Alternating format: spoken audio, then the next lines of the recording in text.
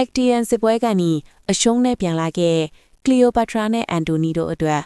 Alexandria မြို့တော်ကြီးဟာအရင်လိုပြောစရာမကောင်းတော့ပါဘူး။မြို့သူမြို့သားတွေရဲ့မျက်လုံးထဲမှာစိုးရိမ်စိတ်တွေပြည့်နေပြီးနန်းတော်ထဲမှာလည်းအရင်ကလိုစောင်းတီးတန်တွေရေမောတန်တွေတိတ်ဆိတ်သွားခဲ့ပါပြီ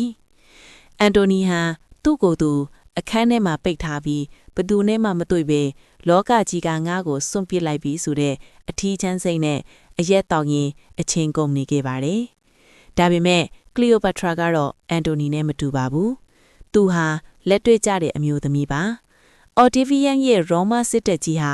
အီဂျစ်ပြည်ရဲ့တကားဝကိုမကြခင်ခောက်တော့မယ်ဆိုတာသူကောင်းကောင်းသိပါတယ်။ Cleopatra ဟာသူ့ရဲ့အဖိုးတန်ရွှေငွေရတနာတွေပတ်တမြားတွေနဲ့အမွှေးနံသားတွေကိုသိမ်းဆည်းဖို့အတွက်ခိုင်ခန့်လို့နဲ့ဂူဘီမန်ကြီး Mausoleum တစ်ခုကိုနန်းတော်အနီးမှာအလင်းအမြန်တိဆောက်ခိုင်းလိုက်ပါတယ်။ဒီအချိန်မှာ Cleopatra ဟာထူးဆန်းပြီးကြောက်စရာကောင်းတဲ့အလုပ်တစ်ခုကိုလုပ်ခဲ့ပါတယ်။သူဟာ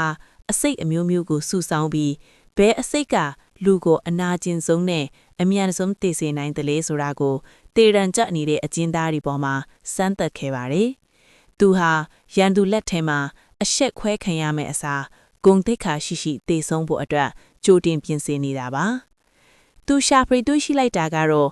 S လို့ခေါ်တဲ့အီဂျစ်မြေဟောက်ရဲ့အစိတ်ဟာလူကိုအိပ်ပျော်သွားသလိုမျိုးနဲ့အေးအေးချမ်းချမ်းတည်ဆုံးစေနိုင်တယ်ဆိုတာပါပဲ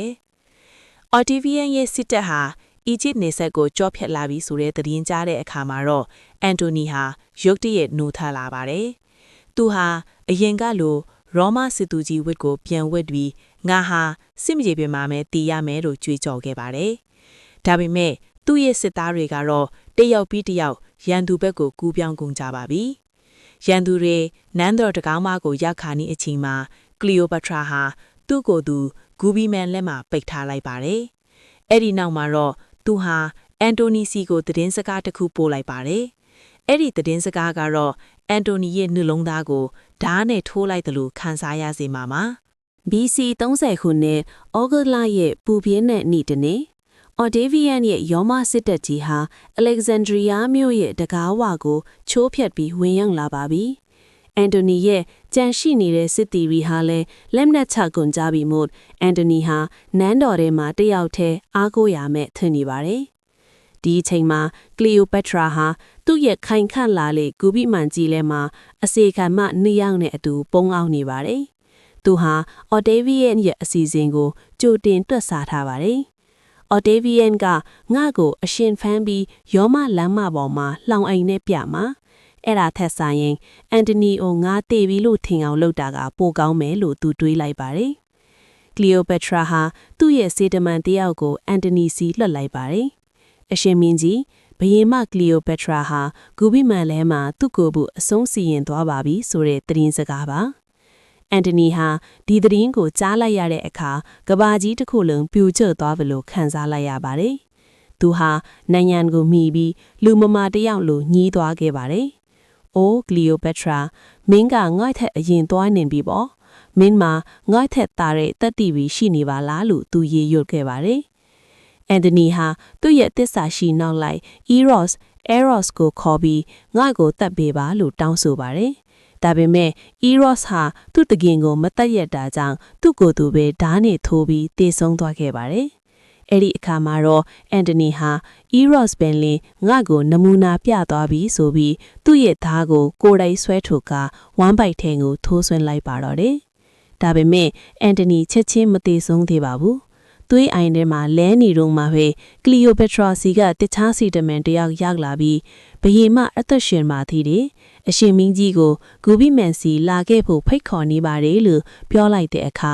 Antony ဟာသွေးအိုင်ထဲကနေမျက်လုံးတွေပြူးသွားပါတယ်။သူဟာအားအင်ကုန်ခဲနေပေမဲ့ Cleopatra စီကိုနောက်ဆုံးအကြိမ်ရောက်အောင်ကြိုးစားပါတော့တယ်။ Alexandria မြို့ရဲ့ကောင်းကင်ညံဟာနေဝင်စည်းစာကြောင့်သွေးရောင်လွှမ်းနေသလိုပါပဲ။ Cleopatra ရဲ့ခိုင်ခန့်လာတဲ့ဂူဘိမန်ကြီးရှေ့ကိုတေလူမြောက်ပါဖြစ်နေတဲ့ Antony ကိုစစ်သားတွေကထမ်းလာကြပါတယ်။ Antony ရဲ့ဝမ်းပိုက်ကထွက်နေတဲ့သွေးတွေဟာစစ်ကျင်ကြောက်ပြောင်းတွေပေါ်မှာလမ်းတစ်လျှောက်ဆွန့်ထင်နေခဲ့ပြီး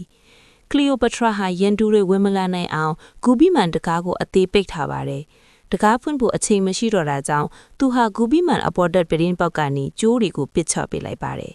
အသက်39နှစ်အရွယ်ဘယေမကလီယိုပထရာနဲ့သူ့ရဲ့အစီခံမ2ယောက်ဟာအားအင်ကုန်ခန်းနေတဲ့အန်တိုနီကိုကျိုးတွေနဲ့အပေါ်ကိုအတင်းဆွဲတင်ကြရပါတယ်